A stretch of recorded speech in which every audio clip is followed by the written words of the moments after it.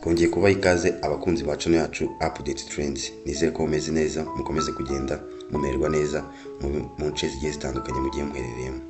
Uyu ni wa mwanya rero wagenewe ijambo ry'umunsi.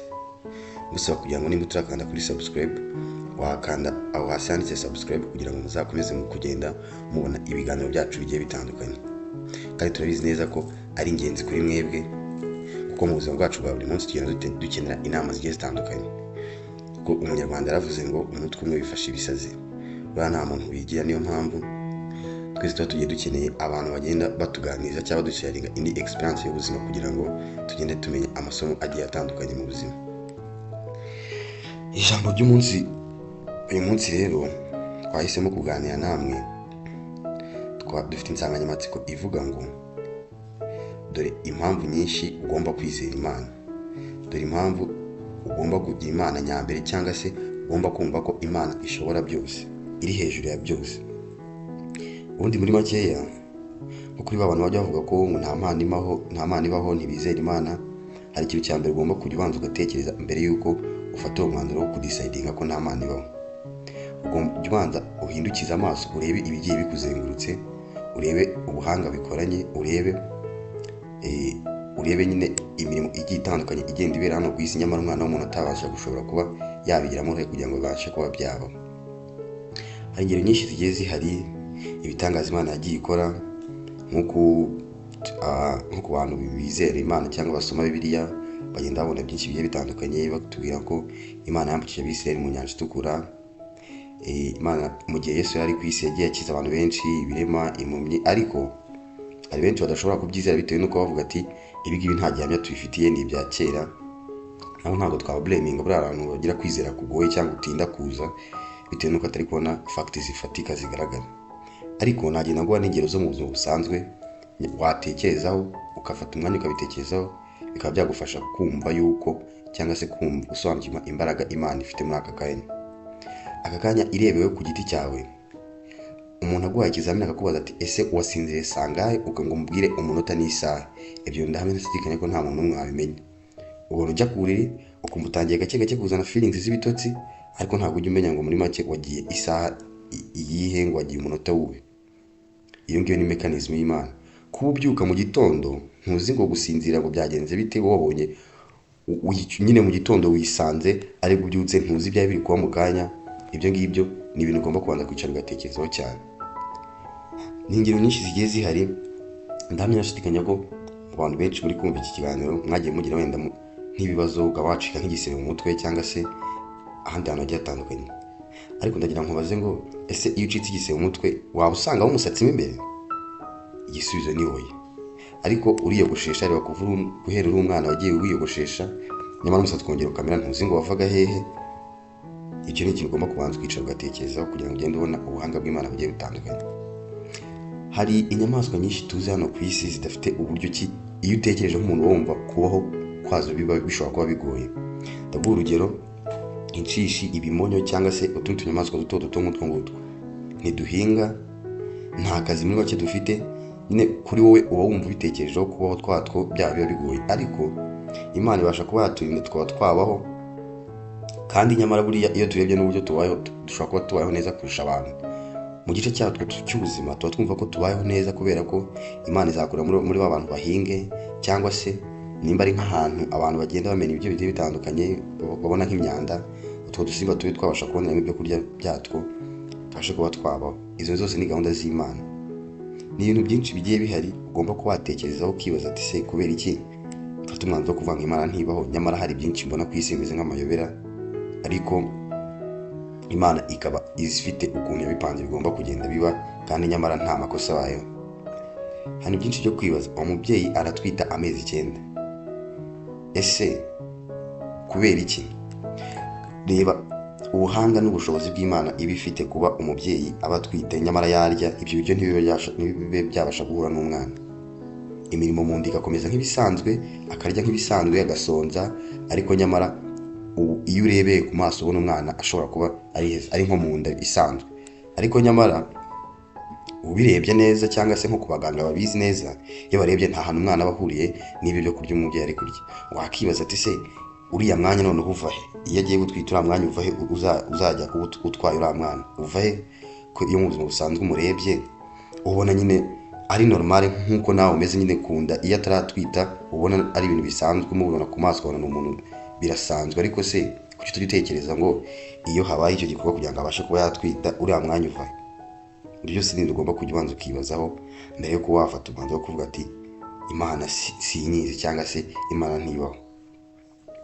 Muri make Imana ubundi igenda yagiye itwereka ibitangaza byinshi bigiye bikomeye. Hari abantu benshi bazi ngo ubundi basoma Bibiliya ngese bakitwaza ngo sinayisomye, ngo niyo mpamvu nyine ntagenza amategeko y'Imana ukuntu bizagenda. Ariko buriya nk'uko batubwira ko Imana yanditse amategeko yayo ku bisate bibiri by'amabuye, ntabwo ari kuyashyira ku bisate bibiri by'amabuye, inanirwe kuyashyira mu mitima y'abantu. Nk'iyo urebye aho wava ukagera, waba utarinjira mu rusengero, waba utarakandagirayo, waba utazi n'aho banyura bajyayo, nta muntu utazi ko kwica ari icyaha, nta muntu utazi ko kubeshya ari icyaha.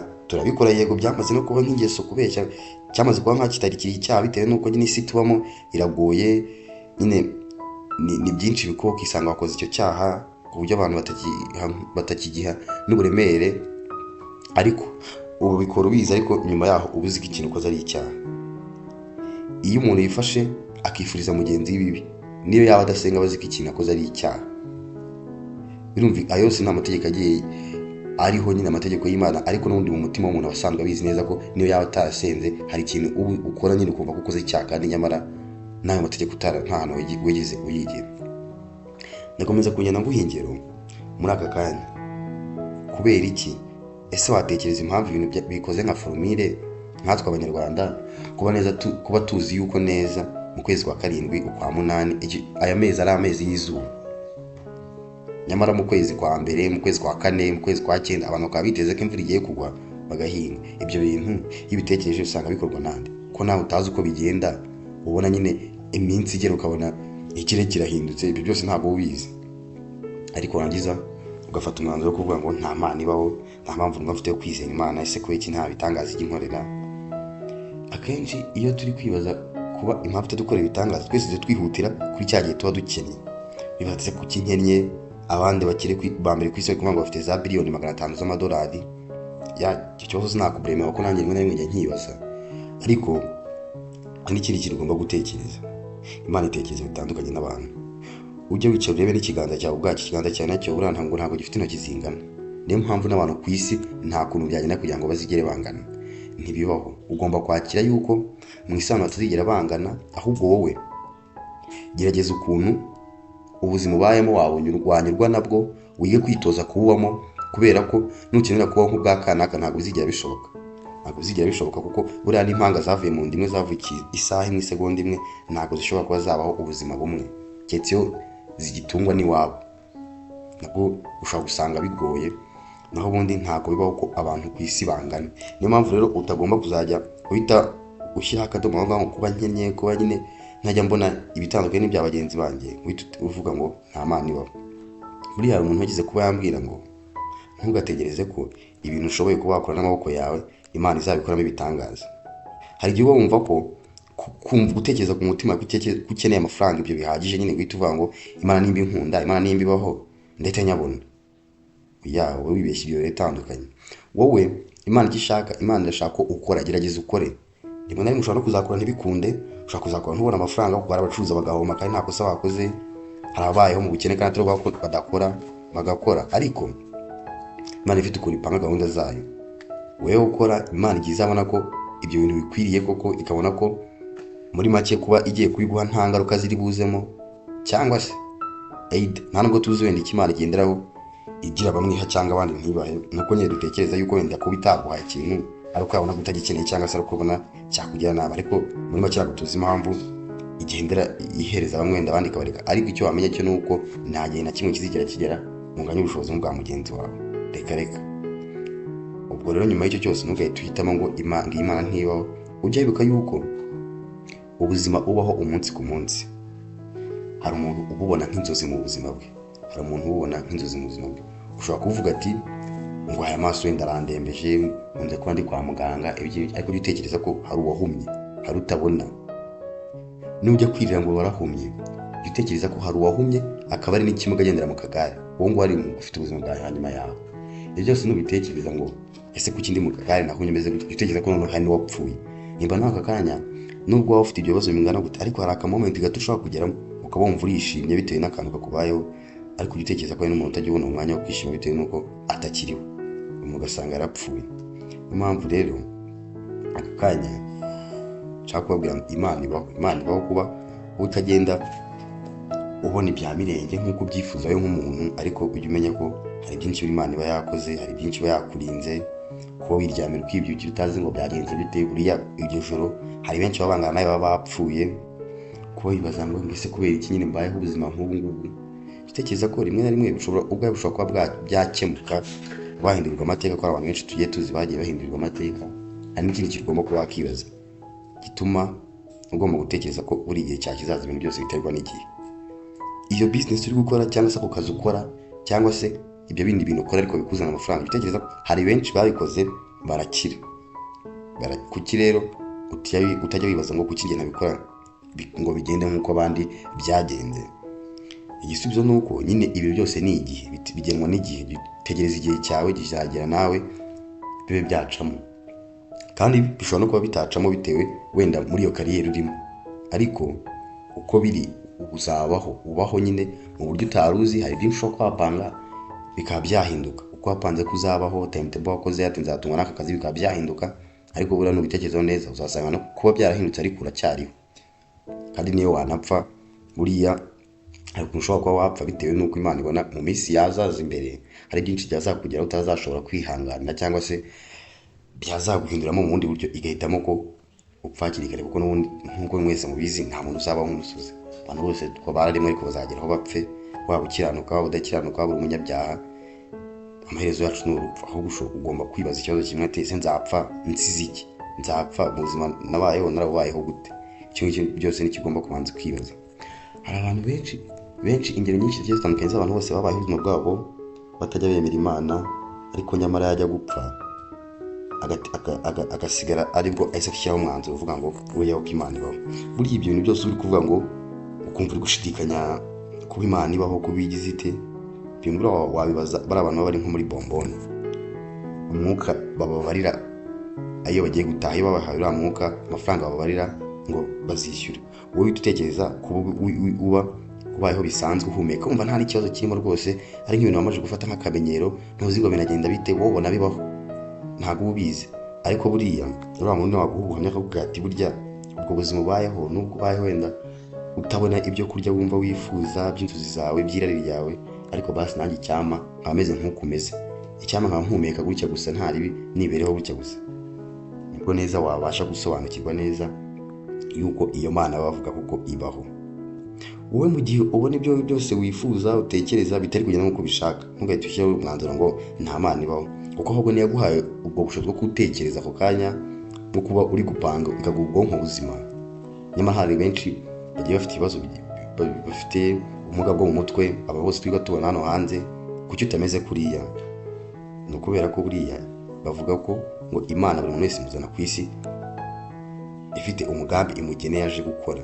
Wawe rero ushobora kuba atari gufasha abantu mu buryo bw'amafaranga, ukaba utajya ubona ayo mafaranga kubera ko umugambi wawe atari ugufasha abantu mu buryo bw'amafaranga, ahubwo ufite ubundi buryo ubafashamo, ugasanga niwe nyine Imana, niwo mugambi Imana yakugeneye. Niyo mpamvu utagomba kuyijujutira, kuko ifite uburyo ikoramo ibintu byayo. Niyo mpamvu kugira ngo dushake Imana izajya ikora ibintu mu buryo bwacu, kandi isi ni iyayo, tujye twibuka ko Imana ariyo yaremye isi. Niyo mpamvu rero iyiha formule ishaka, nta na rimwe uteze kuzabona formule yawe ushaka, kuko isi uriho ntabwo ari iyawe, ahubwo wowe igakubamo mu buzima Imana yakugeneye, kuko niyo yakuzanye ku isi, niyo yaguhaye uburyo kibamo.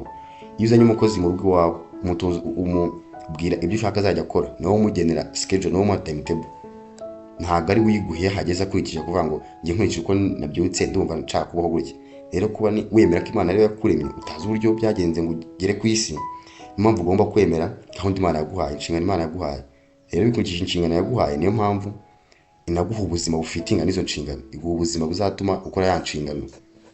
Kakanya niba Imana yakuremye, tuvuge ngo urugero ujye ufasha abantu uturimo tw'amaboko turabo tworoheje, ntabwo izaguha amafaranga, kuko ntabwo bafite miliyoni zawe ijana ujye gufasha abantu.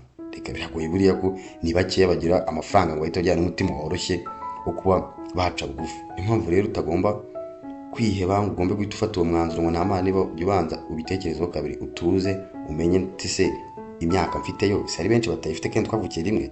Ubanze nyine ubuzima ubayeho, ibitangaza biba biburimo, niwicara ukabitekerezaho neza, ndabizi uzafata umwanzuro muzima kandi uzamenya igisobanuro cy'ubuzima tubayemo aka kanya ngo kugiranwa nande. Ndakomeza kubashimira rero, nimba ukunda video zacu twagusaba ngo ujye ushyiraho like kugira ngo tugende tubona ko mugiye mubana natwe, muba mudukurikiye, ndetse na comment nimba hari ikindi kintu wumva wifuza ko twaba twakuganirizaho. Kandi nimba utarakora subscribe nagusaba ukore subscribe kubera ko ni ibiganiro byinshi bigiye kuzajya bicaho kandi ndakeka ko bizajya bigira benshi bifasha. Murakoze.